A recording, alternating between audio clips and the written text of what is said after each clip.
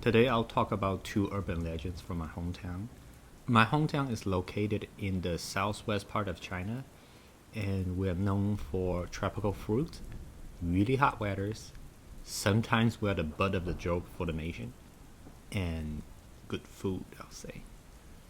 The first story was more of a personal experience, and the second story will be purely from the internet.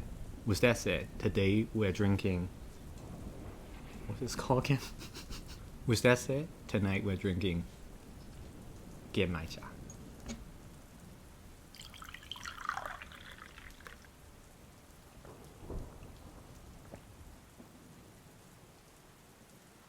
When I was going to preschool, my preschool was really close to where my mom was working, and she worked in a college. My school finishes a lot earlier than her work, so when my school finishes, I will just go to her office. At that time, right outside of her office, there was a construction site.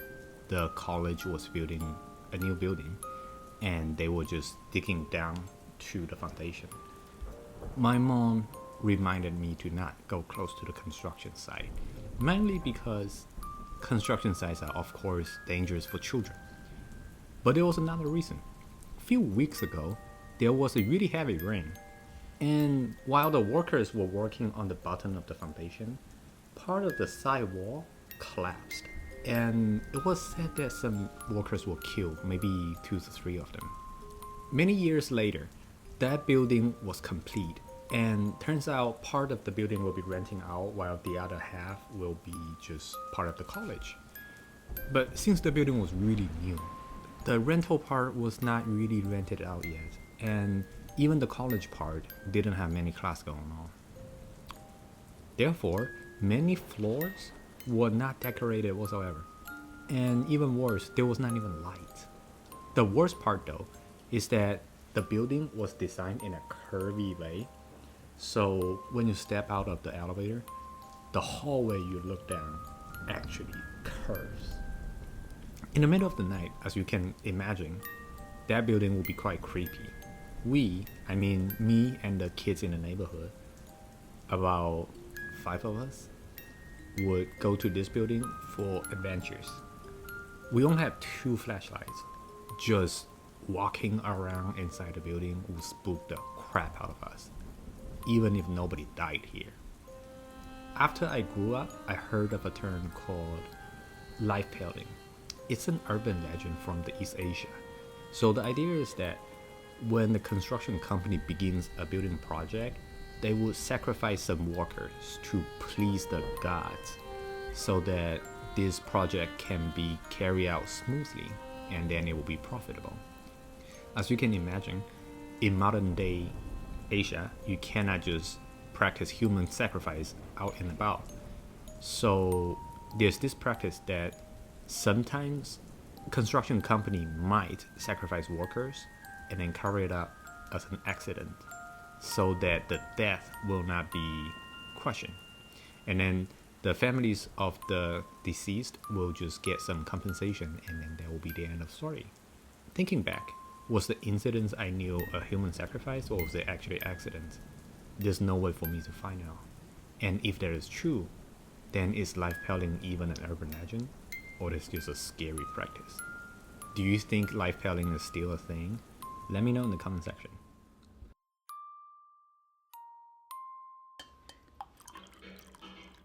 I hope that doesn't happen during shooting. Oh my god, there's a ghost in my house. So the second story is from the internet. My hometown is located in a region where there's a lot of water bodies. There are lots of lakes, there are rivers, good beaches, and reservoirs.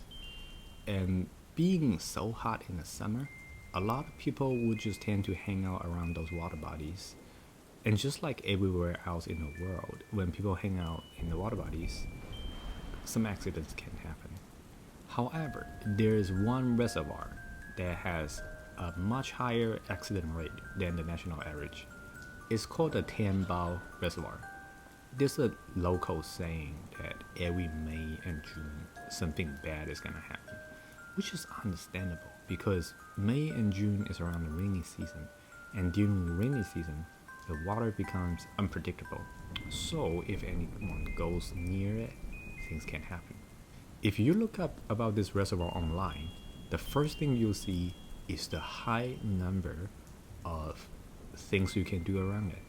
You can barbecue, you can camp, you can swim, you can go on boat rides, and you can fish.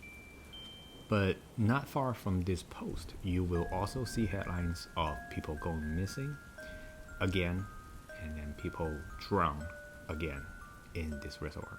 The story is about a group of 5 locals that went to swim in the reservoir. When one of the girls jumped into the water and everyone else was still on shore, she suddenly started screaming and showing sign of being drowned. When that happened, everyone would just jump into the water and try to save her. And thankfully, she was pulled ashore safely. However, at this moment, people realized that there was a lot of bruises and scratch marks on her leg.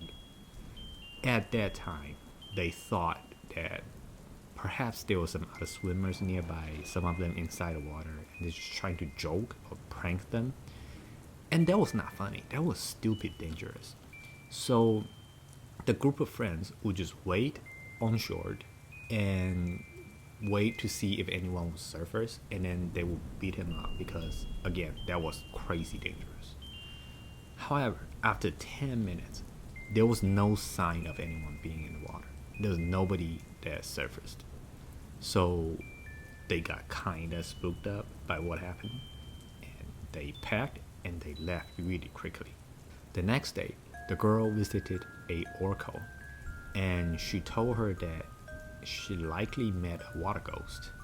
In East Asia, there's this urban legend of the water ghost. They are kind of like the Japanese version of kappa, who lives in water bodies, and when they see people nearby, they will pull them inside and drown them. The oracle also said that it was lucky that the girl had a jade plate on her neck that likely protected her, and that she has some strong friends that was able to pull her ashore.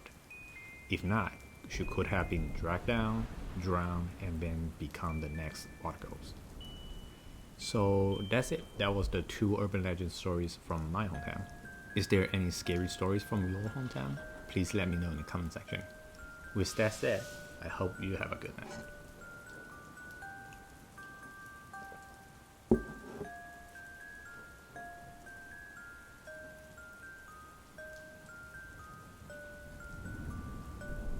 She's having a good night.